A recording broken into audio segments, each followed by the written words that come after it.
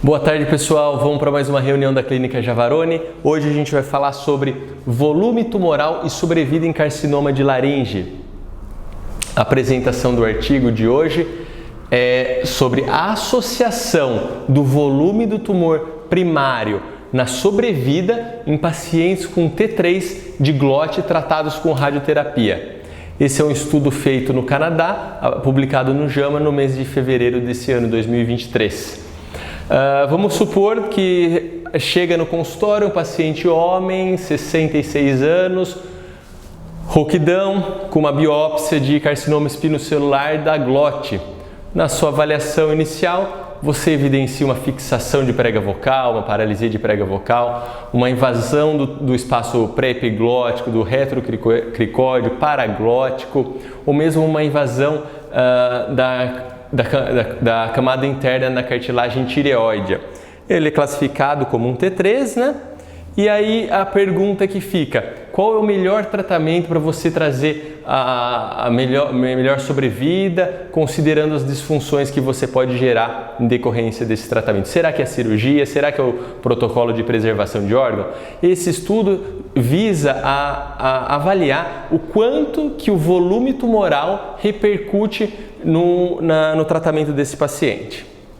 Então a gente sabe que o câncer de laringe traz consequências na fala, na deglutição, na respiração, e a escolha do tratamento não só deve pesar a cura, como os efeitos nessas funções. E apesar do protocolo de preservação de órgãos ter avançado bastante, existem algumas nuances que a gente sabe que tem que tomar cuidado para não prejudicar a sobrevida do paciente. Porque mesmo com a evolução da radioterapia, com uma radioterapia com modulação de intensidade, modulação de volume, guiada por imagens, a sobrevida não se alterou tanto, permanecendo de 50% a 60% nesses pacientes que estão com doença localmente avançada. Dessa forma, a gente pode utilizar a quimioterapia neoadjuvante para avaliar a resposta ao protocolo de preservação de órgãos, já optar para os pacientes com tumor mais avançado, como um T4A, direto para a cirurgia e considerar um tratamento adjuvante se for necessário. O tratamento upfront do T4, né? E dos T3, é sabido também que T3 com volume superior a 2,5 centímetros cúbicos tem uma menor radiosensibilidade. Esse estudo foi feito num centro único, antes da era da intensidade modulada, da radioterapia guiada por imagem. Dessa forma, será que realmente o volume do tumor tem implicação no tratamento da radioterapia? E essa é exatamente a proposta desse estudo: avaliar se o volume tumoral é um fator independente no controle oncológico de pacientes com carcinoma glótico T3 tratados com radioterapia com intensidade e volume modulada. Então foi realizado no Canadá um estudo multicêntrico, uma coorte retrospectiva de 7 instituições especializadas no tratamento de câncer de cabeça e pescoço, envolvendo pacientes com SEC de laringe de 2002 a 2018, submetidos ao tratamento com radioterapia, mais ou menos a quimioterapia. Foram excluídos nesse estudo o paciente que tinha metástase à distância inicialmente. O volume do tumor primário foi adquirido por meio da análise tomográfica e é interessante que eles ressaltaram que a prega vocal do lado do tumor, às vezes o tumor estava só de um lado ou bilateralmente, foi incluída nessa avaliação de volume, porque é muito difícil você diferenciar o tumor a densidade do tumor na tomografia com a densidade do tireoaritenoide e do músculo vocal. E como desfecho, foi avaliada sobrevida global e sobrevida livre de doença. e também a sobrevida livre da laringectomia, ou seja, os pacientes que foram submetidos ao protocolo de preservação de órgão e não tiveram que ser submetidos à laringectomia. Então, nessas 7 instituições, observaram-se 319 pacientes, dos quais a idade média de 66 anos, sendo quase que 88% homens. A maioria tabagistas ou ex-tabagistas, a maioria ou ex-etilistas ou etilistas moderado, leve ou importante. Status linfonodal de 84% negativa e o estadiamento clínico de 92%, estadiamento clínico 3. Como fator determinante, como ele sendo um T3, foram em 69% fixação de corda vocal, invasão paraglótica de 67%, apenas 15% havia invasão da córtex interna da cartilagem tireoide, 9% invasão do espaço pré-epiglótico e 3% invasão do espaço pós-cricoídeo. Dos pacientes, 47% foi submetido a quimioterapia concomitante, o restante não foi por recusa ou por incapacidade pela idade ou condição clínica que não o permitia. E o volume tumoral médio era de 4 centímetros cúbicos.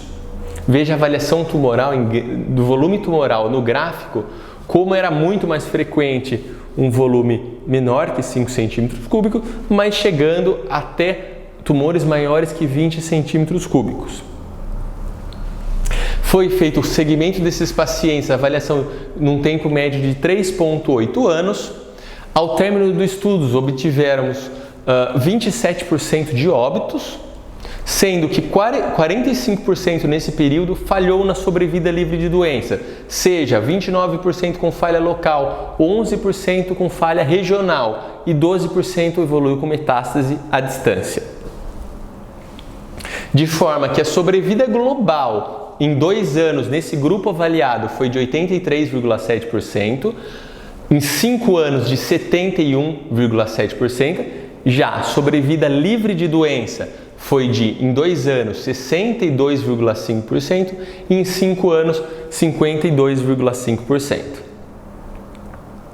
E que fatores independentemente trouxeram um impacto na sobrevida global e livre de doença. Observou-se que em avaliação regressiva uni e multivariada, o volume tumoral impactou tanto na sobrevida global quanto na sobrevida livre de doença na avaliação unimultivariada de forma negativa, ou seja, a cada centímetro cúbico a mais que o tumor apresentava, reduzia-se tanto a sobrevida global quanto a sobrevida livre de doença.